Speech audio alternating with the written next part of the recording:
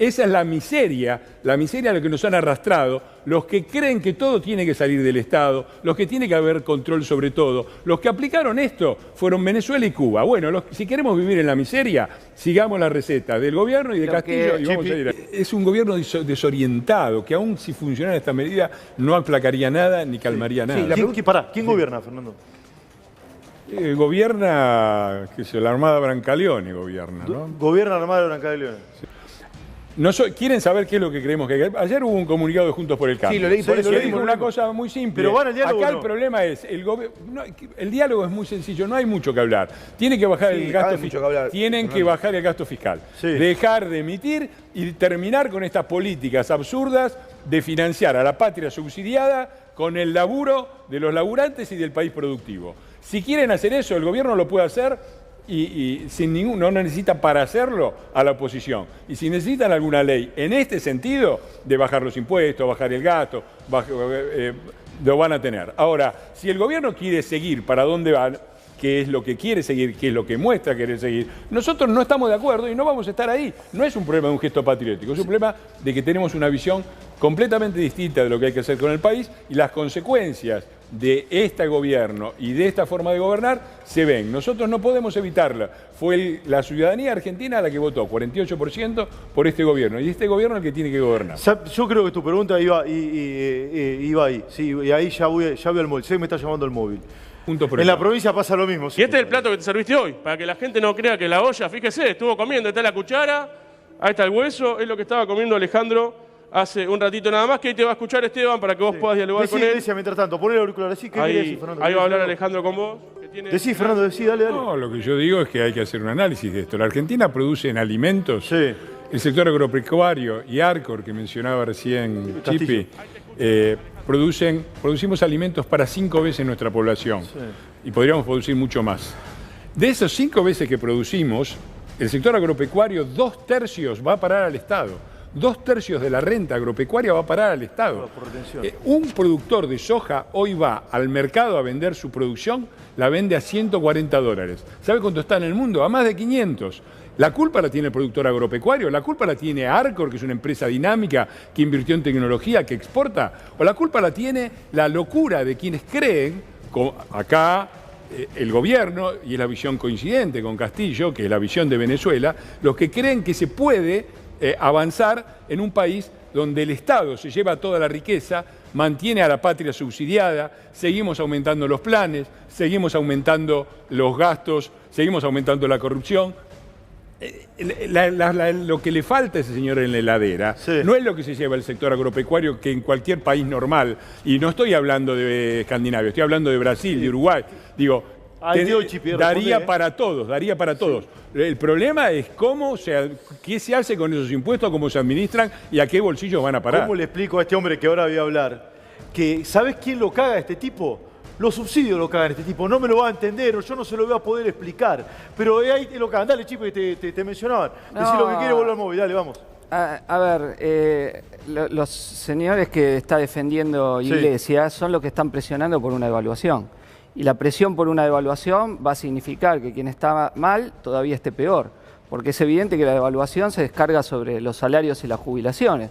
Entonces, en los hechos ya devaluado. No es que la presión de una persona... A ver, ¿cuál es la presión sobre la devaluación? Como la presión es que no liquidar los dólares para es una presión para lograr una Castillo, devaluación mayor del dólar oficial. Habla de lo que sabés, por favor. ¿Cómo hablo de lo que sé, Iglesias? Hablo de lo que sé, Iglesias. Que es obligatorio liquidar los dólares. Iglesias, tu costumbre de hablar encima de las otras personas, te pido que no la tengas conmigo. Adelante.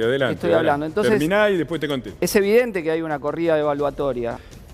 Para empezar, no liquidan es una falsedad. Por ley lo que exportaste lo tenés que liquidar en un plazo corto de tiempo fijado por el gobierno, obligatorio. Lo que hacen es no vender la soja. Porque si yo produzco algo y siento que lo voy a vender ahora y mañana si lo quiero comprar o lo quiero volver a hacer, me va a costar el doble o el triple, es obvio que no lo voy a hacer. Esa es la locura que produjeron todos Pero ellos. eso tiene un y si vamos a hablar social. de la corrida del dólar, vámonos ahora a la calle San Martín y veamos las colas que hay para comprar dólares, a ver si están las grandes patronales agropecuarias o está la gente tratando de salvarse. Entonces, lo que proponen ellos, lo que propone Castillo, que es lo mismo que propone este gobierno. No, yo no propongo lo mismo que el gobierno. IAPI. El gobierno no ha nacionalizado. Dale, no ha nacionalizado. ¿Vos no eras el que no se podía hablar arriba? Sí. Entonces, Bueno, pero no digas te cosas que yo no opino. Lo que proponen es lo mismo que se hace desde el 45, lo hizo Perón con el IAPI, el control del comercio exterior y todo eso ya se hizo.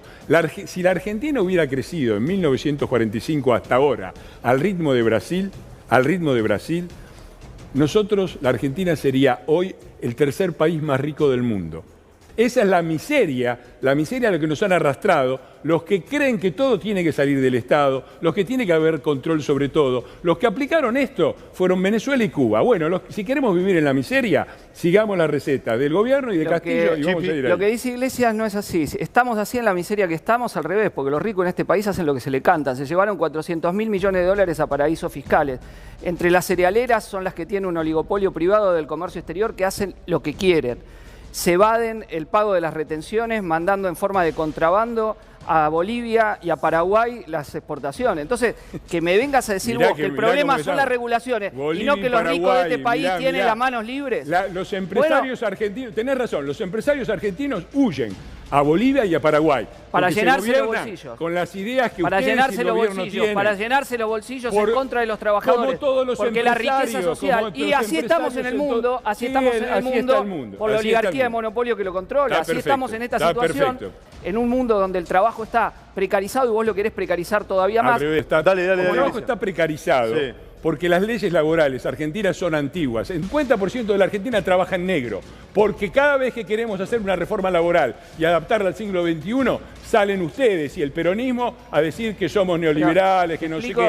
Entonces vivimos, ¿sabés dónde vivimos? En el siglo XIX, como les gusta vivir a ustedes. Si toda la economía de la sociedad funcionase planificada democráticamente por las y los trabajadores sin propiedad capitalista, este mundo funcionaría espectacularmente. Me gusta porque tenemos recursos para que no haya pobreza, para que no haya miseria, para que no haya desigualdad. Okay.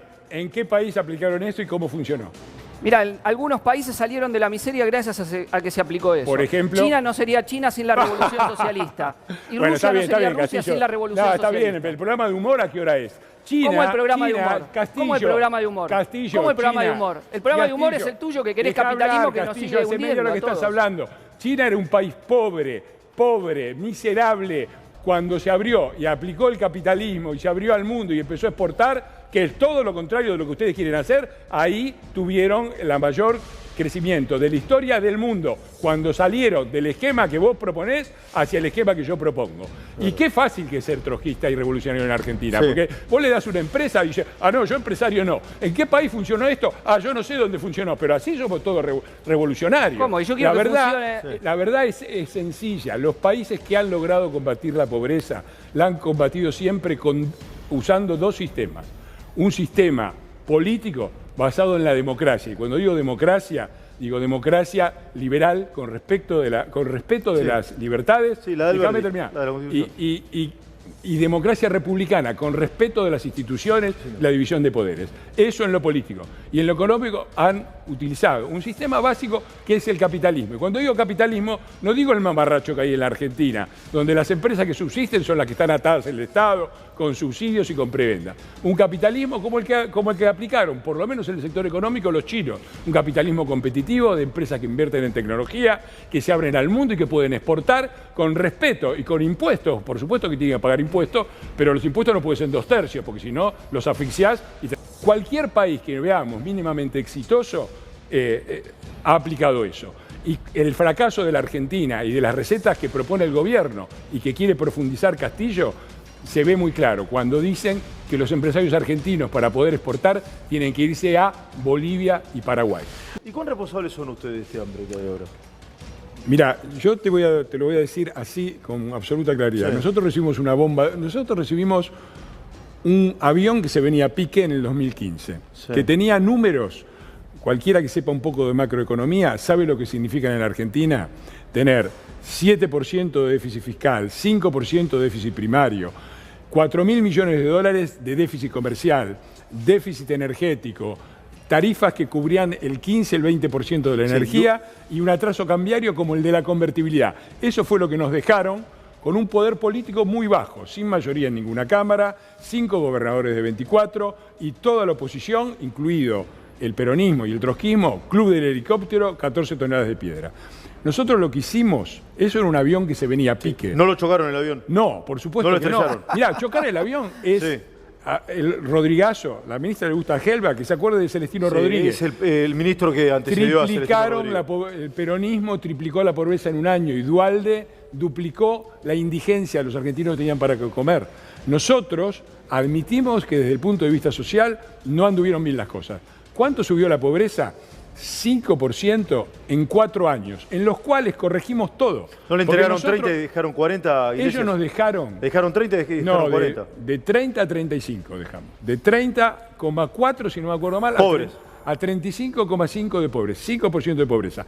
En el medio de todo eso, ese gran ajuste que en Argentina se hizo con la hiperinflación, con el Rodrigazo, con el 2001, con la explosión, nosotros lo contuvimos y dejamos lo que estos muchachos llamaron tierra arrasada, que era equilibrio fiscal. El déficit primario era 0,4%. Dejamos 16.000 millones de dólares positiva la balanza comercial.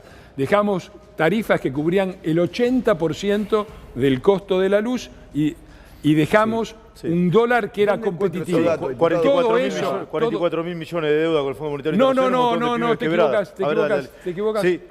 Cientos de miles de pymes quebradas. No. Seamos justos, los datos son sagrados. Dejaron el muerto del FMI, ¿no? Dale. Es falso. Dale, un pequeñito muerto, 45.000 millones de dólares para que redondee, porque si no yo le pego una patada y no responde. Acordate que el maleducado soy yo. Pero te tengo que contestar, Iglesias. No es justo.